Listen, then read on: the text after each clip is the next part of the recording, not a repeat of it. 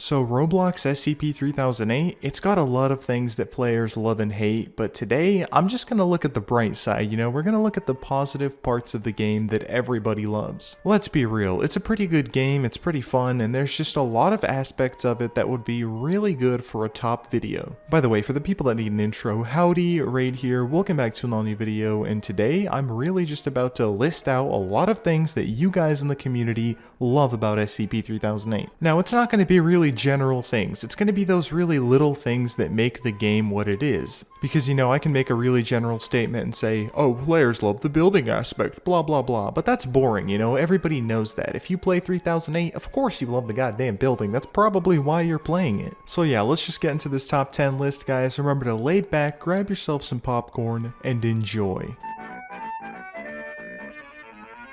Alrighty, so at number 10, a lot of you are probably wondering, Raid, what do you mean by lack of employees? And this just basically means when there are like no employees in an area. You know what I mean, there's just so many employees around the IKEA that like when I'm just trying to build a base, Mr. 7 feet tall tries to come in and kill me, like excuse me, I understand you're trying to get me out of the store, but I'm trying to get you out of my base, like let me build in peace. So I don't know if you guys know that feeling, but when you're searching for a base and you find like the perfect few plots of land and you start mapping it out, but then you look around and it's just empty.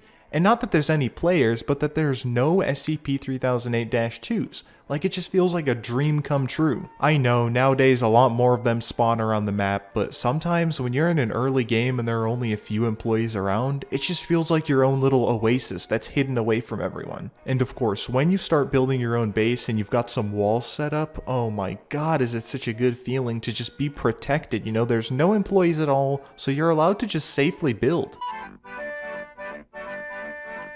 Alrighty, so at number 9, we've got small player lobbies. What this basically means is that when you join a game, there's like little to no players in the game. It feels like you're totally alone. It feels like you're that one guy at the start of the SCP-3008 like story that's just in the IKEA alone before he meets other survivors. Just like number 10, it's that feeling of being alone. You have the whole entire IKEA to yourself, especially when you're in a lobby with like one other person and they leave out of nowhere. Like, imagine the possibilities. You can literally run around, it's like you have your own private server, and boom, you get whatever you want. There's no griefers, all you gotta worry about is employees. You can literally search for Gamecubes, food, medkits, and nobody will say a thing. Also, this pretty much relates to number 9. When you look at the chat and it's just empty because the server itself is empty, it's so nice. Like, it's so nice to have no annoying, like, noobs in SCP-3008 ask, "What do I do? How do I build? How do I run?" Like, hey bro, I'm just trying to build. I'm not trying to answer questions.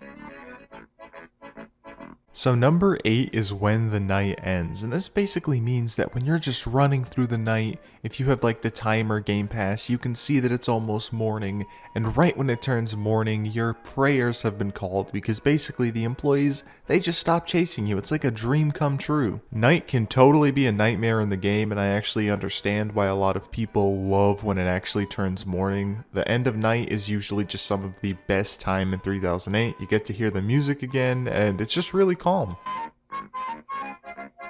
So for number 7, let me just say that shout out to all the scavengers watching. Basically, if you're one of those people that look for empty bases, shout out to you, A lot of you guys actually take those empty bases and bring life into them again. It's a really sweet thing to do, like it's really fun to just already add on to a base if you don't want to put too much time into it. Like when I got into SCP-3008, I would always do that. And I know it seems lazy at first, but it's really nice finding like a huge base that somebody worked on and you can appreciate it and just add on to it. I guess in a way you're like respecting who built it first and just adding on to the legacy. It's just something really, really wholesome, and it's nice to see the SCP-3008 community not destroy everything they see. Personally, I don't know if you guys do this, but I really like to like run around and look at empty bases just to see like what people did or how they left, how they survived. It's really interesting to see, like you can look at other people's building tricks and what they do to build, but also you can look at their food tubs and their storage systems, and it's just really cool to see like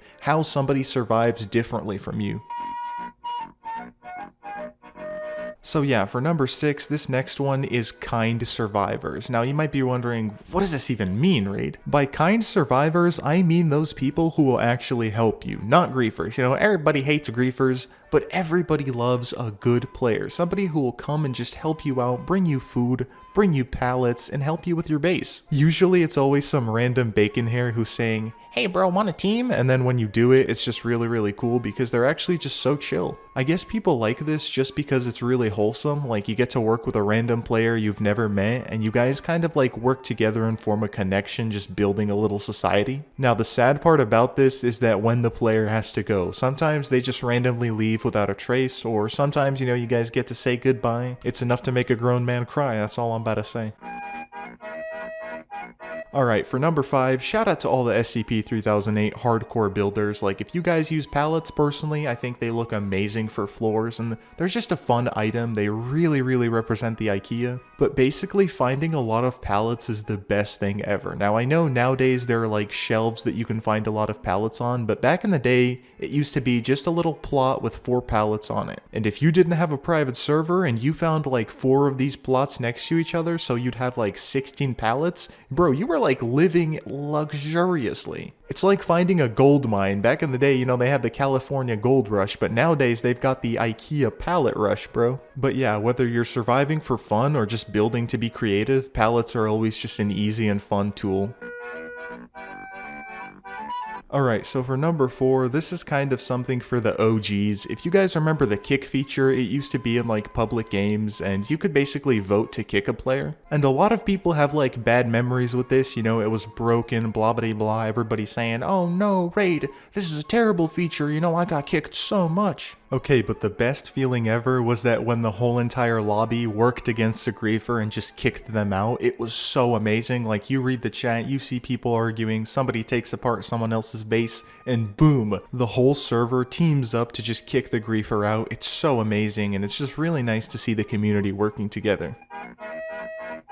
Now, this won't actually apply to a lot of people. I know that a lot of you guys don't use Snap to Grid, but whether you use Snap to Grid or you use the regular building features, it is so nice when all like your builds go together so neatly. I basically mean when you're like placing, say, some kind of floor piece and they just attach together and it looks so smooth. It's like the best feeling ever. Like, bro, I feel like a goddamn architect. You know, I'd be putting them floors together, just making the nicest base ever, and when it doesn't get griefed and it's a finished product, oh my goodness, it looks so amazing.